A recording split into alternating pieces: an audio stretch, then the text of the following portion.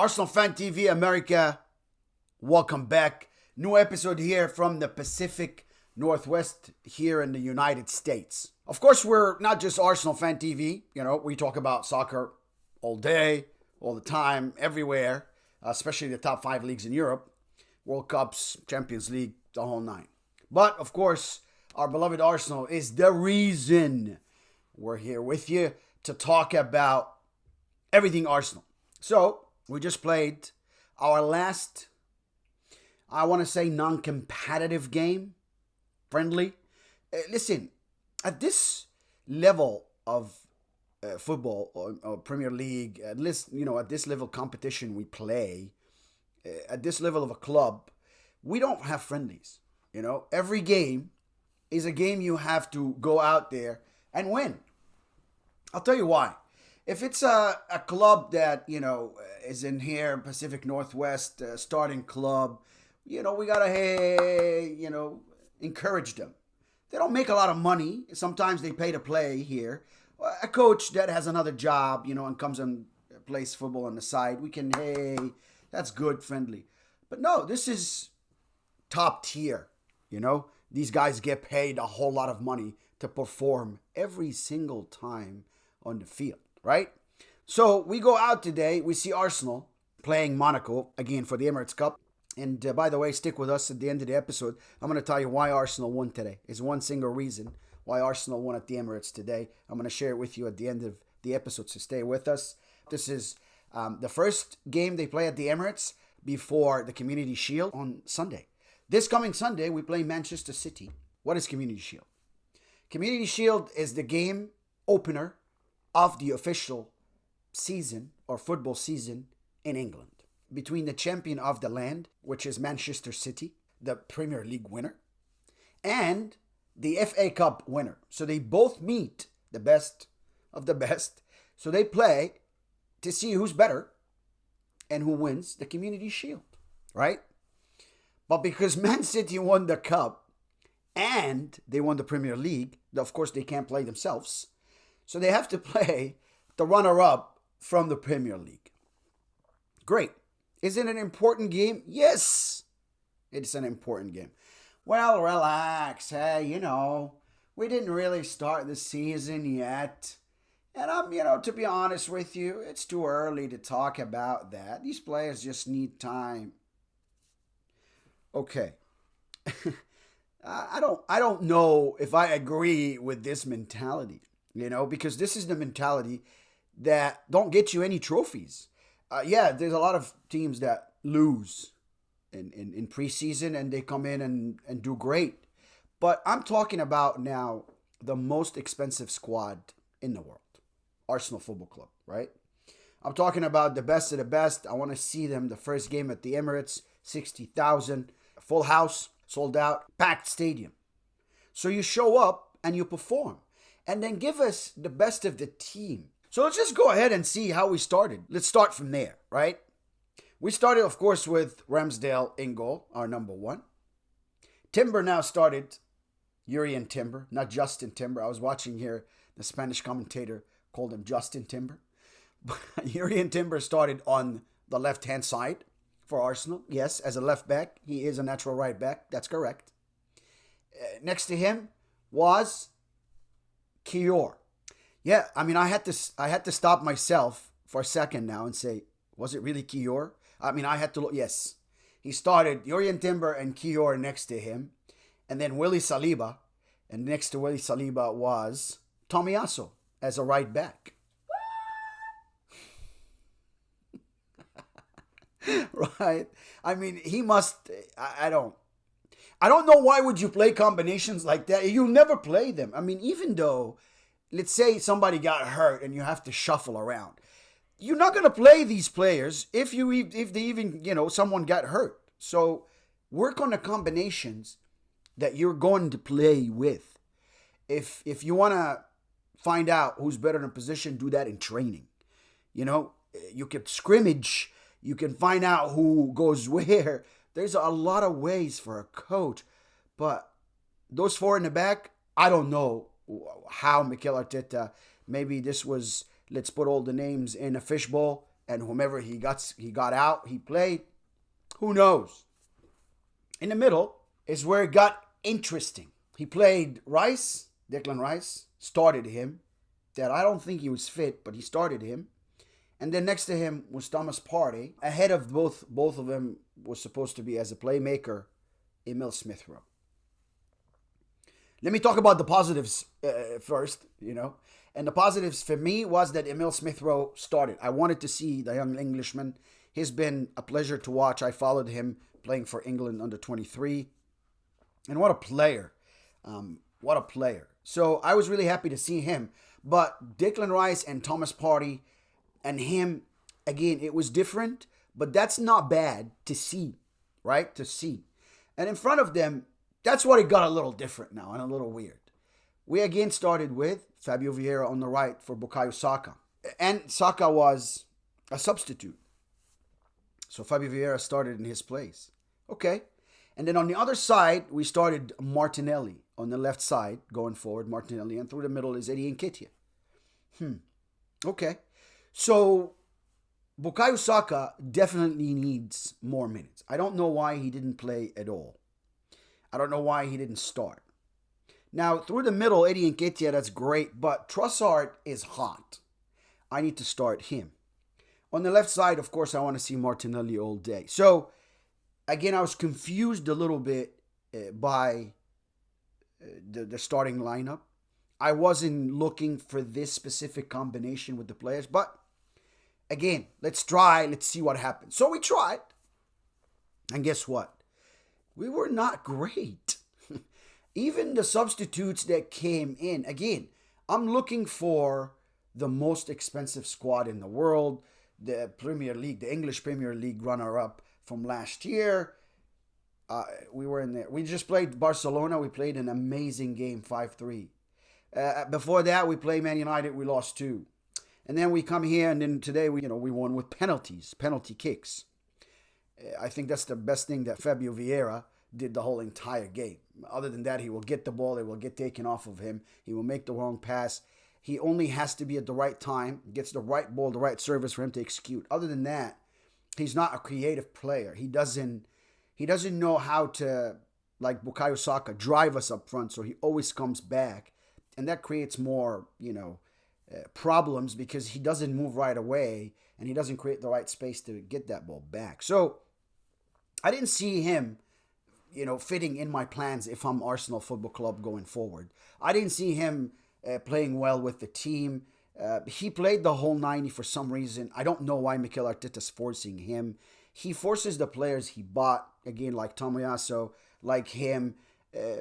Listen, he's trying to maybe experiment something. We don't know. But those combinations are not working. Arsenal are not playing fluent football. If you go fast forward to the second half, and we'll come back to the first half in a minute, but fast forward to the second half, some like the 80th minute, to see a nice combination play where Trossard laid it to Kai Havertz laid it down to Odegaard. They moved swiftly, and that was great to see. But it ended with Fabio Vieira, and it got taken off of him again. So we didn't see Arsenal, the intricate passing, the pass and move, the triangles created, the passes up front, the good old Cesc Fabregas, on top of Monaco that played high up. They played very high. So you could play behind them. We had speed. Martinelli had speed, but it's like Martinelli and Eddie Nketiah were in syncing together. Eddie Nketiah played better when this team, most of it got changed in the second half. So you could see that some players, there's no chemistry between them. So why are we forcing them and we have this much depth? Instead of Fabio Vieira, you have that young man outside, the Brazilian Marquinhos. He needs to play. Tremendous football. You see him, you see how strong and how intelligent he is on the ball, receives and turns, try to create space, looks everywhere. His hit is always up, willing to challenge for the ball and get it, wins the 50-50. Solid player. I want to see him play. And then the subs for Arsenal, White was out there, Tierney was out there, Bukayo Saka, Martin Odegaard, Jorginho was out there, and of course Trossard and Marquinhos. We saw Marquinhos came in the second half. We saw We saw Trossard came in the second half, again, sharp. I want to see him start. We didn't see Gabby Jesus. We didn't see Bukayo Saka. But we saw also Jorginho come in. We saw Kai Havertz come in. So, again, I saw better game. We saw Odegaard come in. Better game from Kai Havertz today in midfield. His trigger was quicker. We talked about how you react to the ball right away. He reacted. Going back to substitutes, Kieran Tierney, I was happy to see him. KT came in. Tomiyasu went out. Benny White came in. Saliba stayed, but Gabriel came in next to him for Kior. There was a lot of changes again to see, but obviously you want to play William Saliba and Gabriel. So that's the game I thought he's going to play them. But hey, listen, maybe he plays them on Sunday, hopefully. And then you have a left back and a right back to choose. So you have the best two players in defense right now is Timber and Ben White. So you could play 3-5-2. There's no shame of that, or 3-2-3, 2. You have a lot of ways to play with these players as three in the back. But put Jurrien Timber as a left back, put Benny White as a right back. In the middle will be, again, William Saliba and Gabriel. I want to see ahead of them, I want to see Thomas Partey and Declan Rice playing together and Martin Odegaard ahead of them. And then, of course, on the wing, I want to see Bukayo Saka on one side, Martinelli on the other side. And to be honest with you, at this point, I want to see Trossard. I want to see Trossard play up front in the middle. He's lethal. He can, change positions with Bukayo Saka and Martinelli or switch positions. One of them can come in. He can go to a wing. He can bring the ball from midfield all the way up. He could drive. He turns. He goes to space. So I want to see him. Maybe also Gabby Jesus starts. I don't know. I mean, I didn't see Gabby Jesus today. So to be honest with you, as a coach, I wouldn't play him. He's not 100%, if he didn't show up today. You need to gain these. You're going to play 90 minutes here, or Premier League is starting the week after, this upcoming Sunday. So a week from Sunday, or even before that, Premier League starts. So you got to be ready, 100%. Let's talk about the goals and what happened. 31st minute, you could see the problem we have had in defense, which is, for some reason, we stop. We look at the football and the game becomes much quicker on us.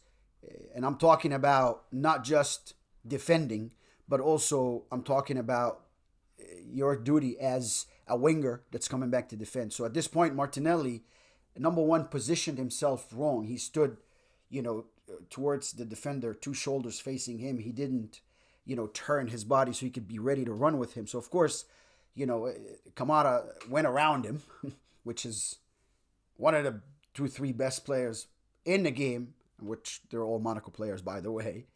And he makes that ball so quick. Arsenal's watching. Again, nobody closed him after he passed Martinelli. Went into the box, made that ball like any Premier League would, any Champions League, good team would all day.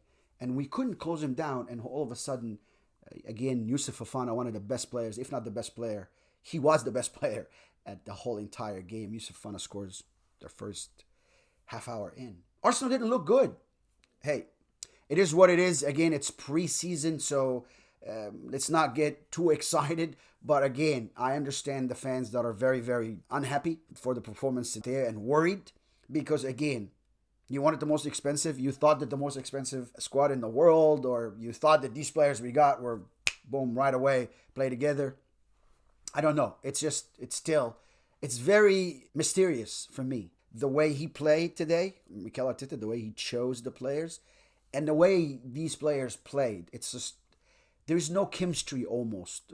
There's no, I want to see some intricate passing and moving from Arsenal. We're famous for that. But it didn't happen. Fast forward minute 43, and then we see Martinelli's assist for our goal. We see Eddie Nketiah scores the only goal for today's game before the penalties to draw the game.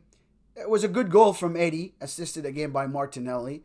But I wanted to see a goal from open play. I wanted to see Arsenal creating more. Again, these balls on top. We went wide, but we weren't able to go all the way to corner and make these balls in. Because if you go wide, then you have to really stretch the defense. You have to have midfielders and attackers running in the middle, and you have to have that ball played across. That's the only way you're going to score if you go wide, right? You're not going to shoot from that side.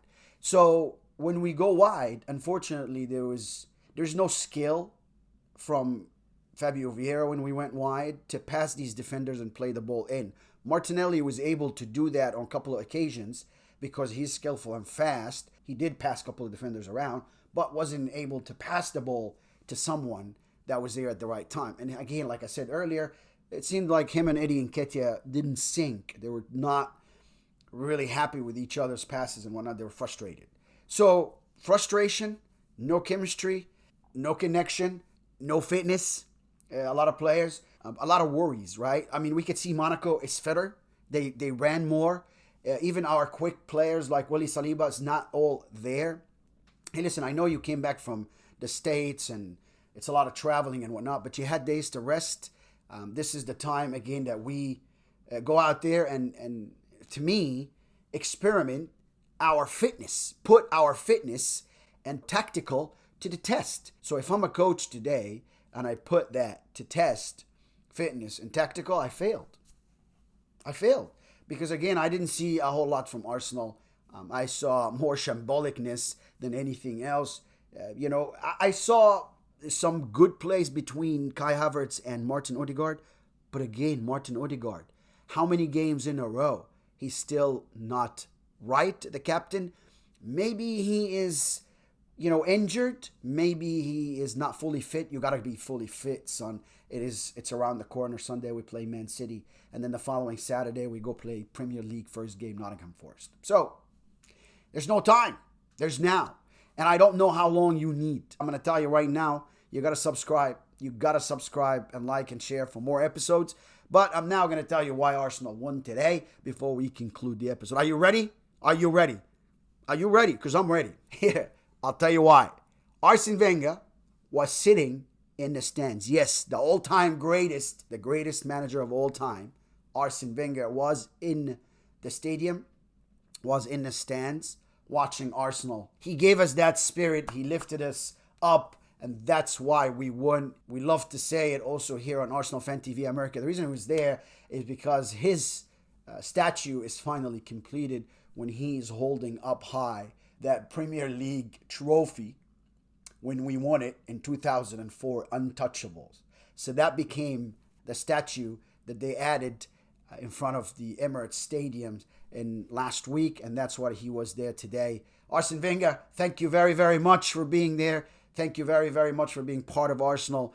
He's a great professor, great teacher. What a coach he was. We always will remember you. Never forget Arsene Wenger. Thank you so much for watching. Hopefully we go and beat Man City. Hopefully there's no hallucination in the choice of players. Again, we've got players. We've got to play the right way in front of City. We want to open this season in a good note. I mean, remember, we now have against Man City, okay? Let me just say it, okay? So we gotta go and we gotta win because we're right. So we gotta go and win this Sunday for Arsenal fans. They took that Premier League from us. I'm not gonna remind you, Arsenal players, but they did take it at the end, right from beneath us, right? So let's go and get that Community Shield and take the first trophy, Arsenal Football Club. I want to also ask everyone to write down here, at the comments, write number one, you think who's going to win? And then what team you're rooting for to win the Premier League. Because our next episode, right before the Premier League, is going to be about the prediction of who wins the Premier League. So stay with us. Stay tuned for the next episode. Thank you so much for watching. Good luck, you Gunners. And let's do it against Man City. See you next episode.